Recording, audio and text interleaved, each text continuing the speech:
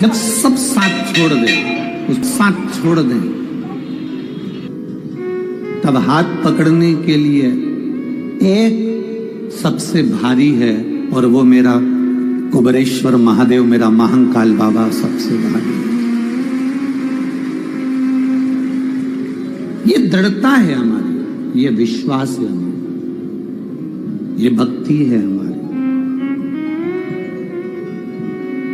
और जब तक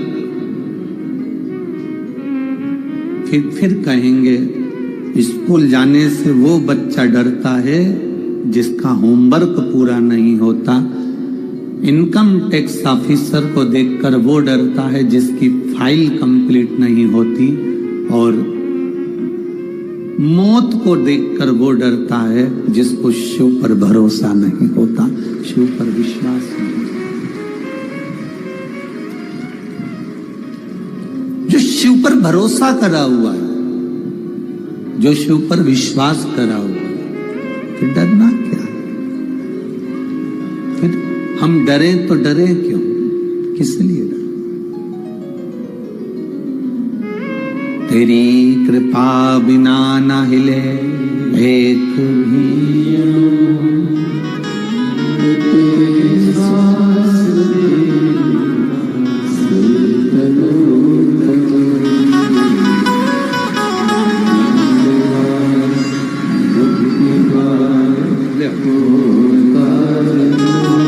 अब रोइए नहीं, अब तो खुश होइए, बाबा ने कृपा करी।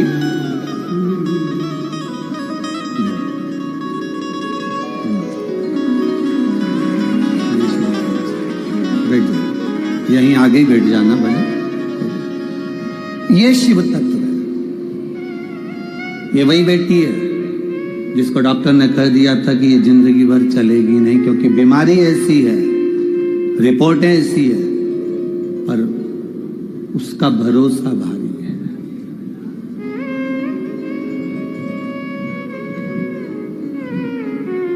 मेरे बाबा दया करना,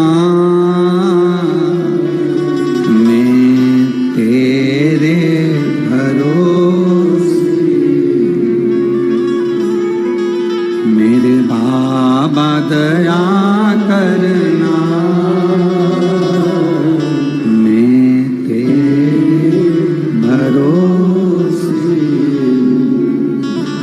ना घर के भरोसे हूँ, ना परिवार के भरोसे हूँ, ना घर के भरोसे हूँ, ना परिवार के भरोसे हूँ, मेरे बाबा दया करना, मैं तेरे भरोसे, भोले बाबा दया करना, मैं तेरे भरोसे। शिव कथा कहती है, जितना विश्वास पक्का होगा उतना तुम्हारा दुख कटेगा, उतना दुख कटेगा, उतनी तकलीफ कटेगी। विधाता ने जो भाग्य में लिखा है वो तो होता है।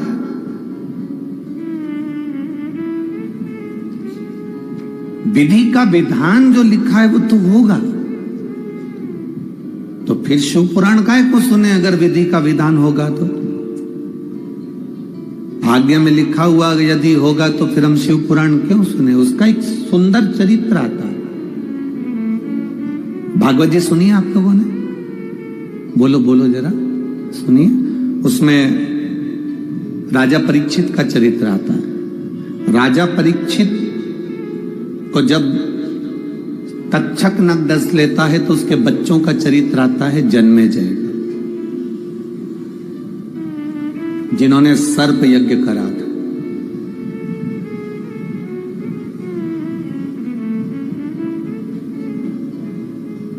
कोई तुमसे कह दे कि मैं तुम्हारी जिंदगी में दुख नहीं आने दूंगा तो समझ लेना कि पक्का झूठ बोल रहा है।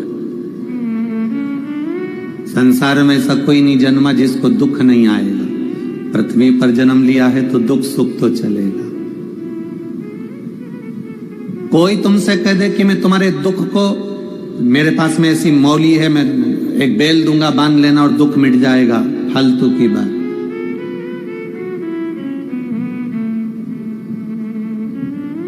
जन्मेजय की कथा कर रही है। राजा परीक्षित का पुत्र जन्मेजय वेदव्यास जी के सामने जाके बैठ गया।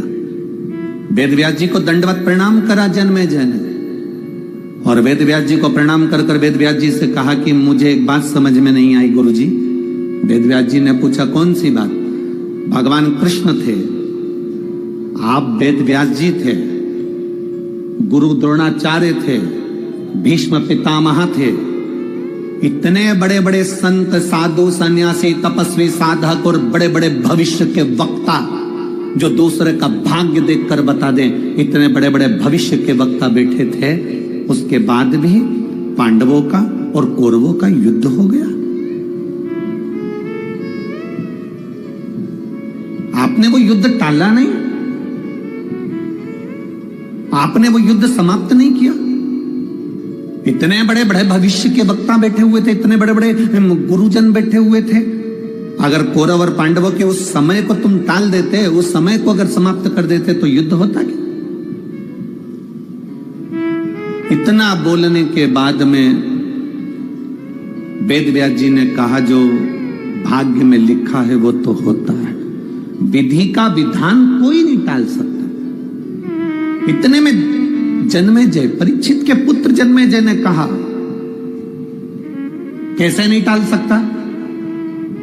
अगर मैं होता ना तो मेरा पुरुषार्थ आप देखते, और मेरे पुरुषार्थ को देखते तो मैं ये युद्ध टाल सकता था, मैं युद्ध होने नहीं देता। बहुत सावधानी से सुनना अष्टविनायक शिव पुराण की कथा। मैं होता तो इस युद्ध को नहीं होने देता, मैं होता तो ये सारा युद्ध टल जाता। वेदव्यास जी ने कहा यह कभी नहीं हो सकता, जो ललाट पर लिखा है उसको टालना बड़ा मुश्किल है,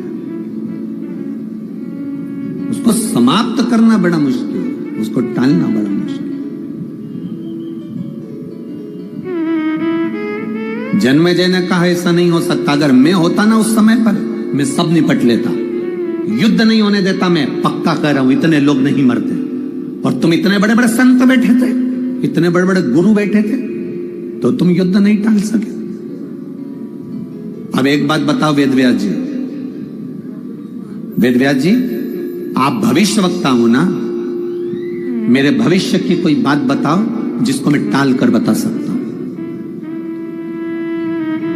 वेदव्यास जी ने कहा चलो ठीक है, टाल कर बताओ। थोड़े समय के बाद जन्मेजय तू एक काले घोड़े पर बैठकर दक्षिण दिशा में जाएगा। दक्षिण दिशा में एक सुंदर स्त्री को देखेगा, और वो स्त्री को देखकर तू राजमहल में लेकर आएगा। उस स्त्री से तू शादी कर लेगा, वो स्त्री तुझसे एक यज्ञ करवाएगी।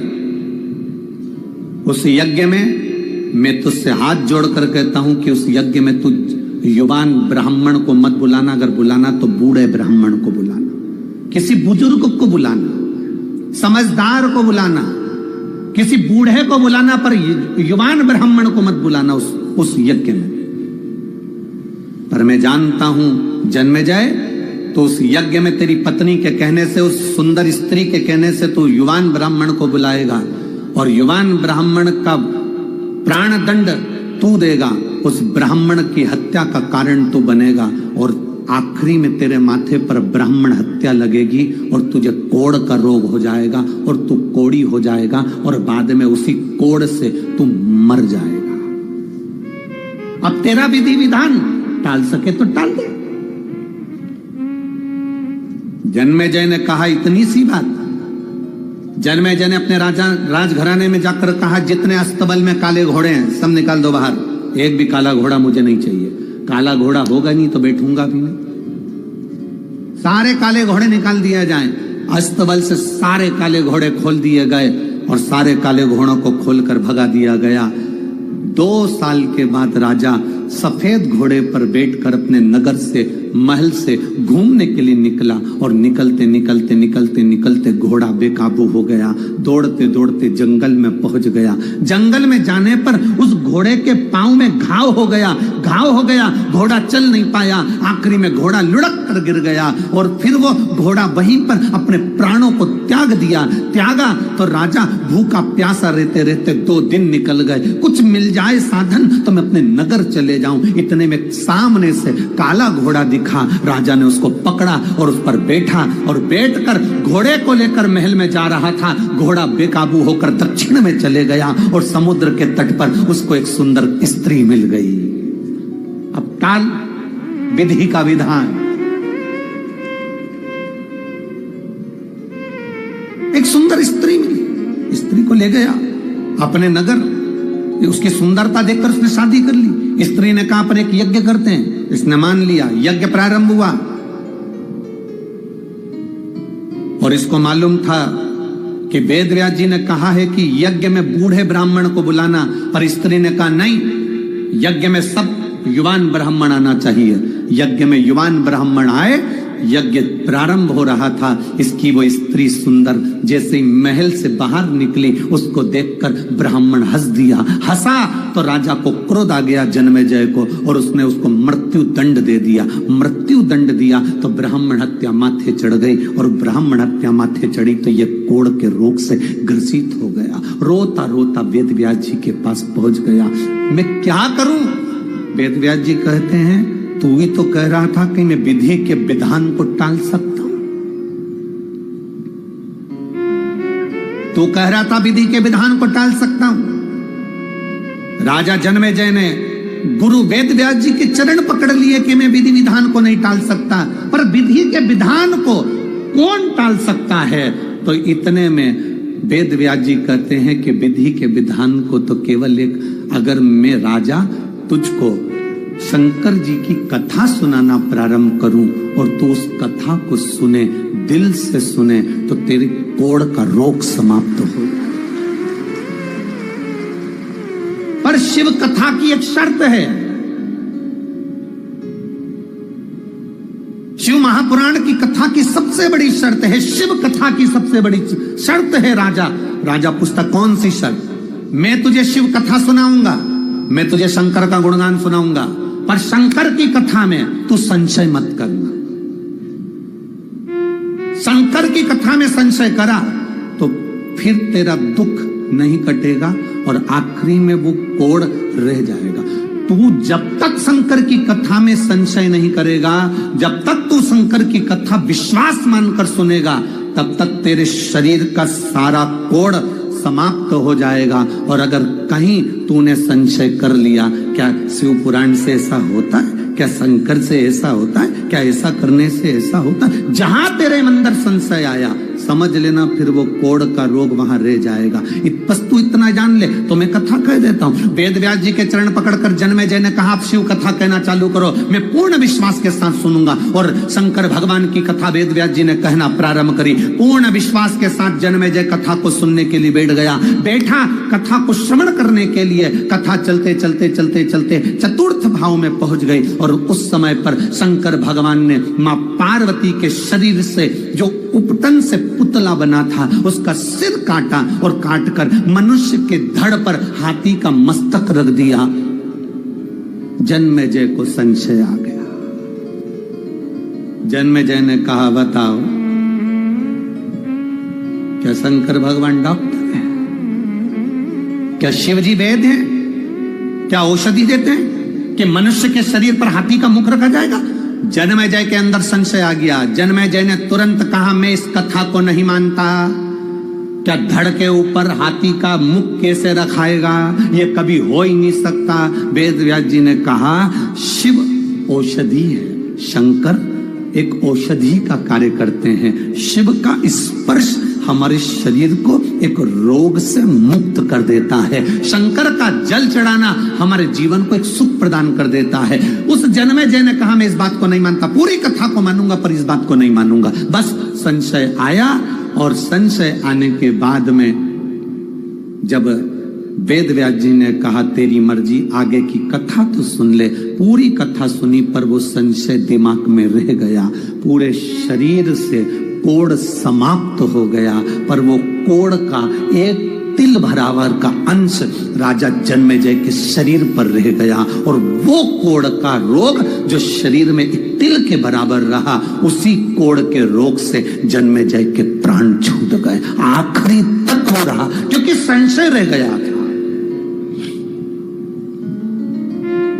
जितने लोग आस्था चैनल पर कथा सुनते हैं, जितने लोग मोबाइल पर कथा सुनते हैं, जितने लोग पंडाल में कथा सुनते हैं, हम सबसे एक बात कहते हैं, तुम्हारा दिल और तुम्हारा मन और तुम्हारा विश्वास कहे तो कथा में जाना। कथा में जाओगे, कथा सुनोगे तो तुम्हारा जो दुख है वो मिट जाएगा। दुख मिटता कब है? जब हम दिल से विश्वास के साथ कथा सुनते हैं। अगर हमारे अंदर संशय है, कथा में मत आना। आपको अगर लगता है कि शिव पुराण तो ऐसी है, महाराज जी तो फालतू की बात करते हैं, जल चढ़ाने से ऐसा हो सकता है क्या, बेलपत्री खाने से ऐसा हो सकता है क्या, तुम्हारे अंदर अगर संशय है तो शिव महापुराण की कथा बंद कर दो। तुम्हारे पास में रिमोट है, टीवी का बटन दबा, दूसरा महाराज आ रहा होगा, उसको सुनना चालू कर दो। मिश्रा जी गया, दूसरा महाराज चालू हो जाएगा। उसमें क्या टेंशन? संशय हो तो कथा का कोई महत्व नहीं है। विश्वास है तो शिव पुराण है। अगर विश्वास, ये पत्र लिखा है एक बेटे, तो फूल दोगे, कांटे होंगे तो कांटे दोगे, आपके पास में जो होगा वो दोगे। तुमने महादेव को जो दिया है, महादेव को आपने समय दिया तो महादेव भी आपको समय देगा। इसीलिए तो जब व्यक्ति का एक्सीडेंट हो जाता है, बीमारी हो जाती है, बड़ा रोग हो जाता है, तो लोग महामृत्युंजय का जाप करवाते हैं। महामृत्युंजय का जाप क्यों करवाते हैं? कि महादेव इनका समय बढ़ा दो, अभी थोड़ा सा और रह जाए, थोड़ा समय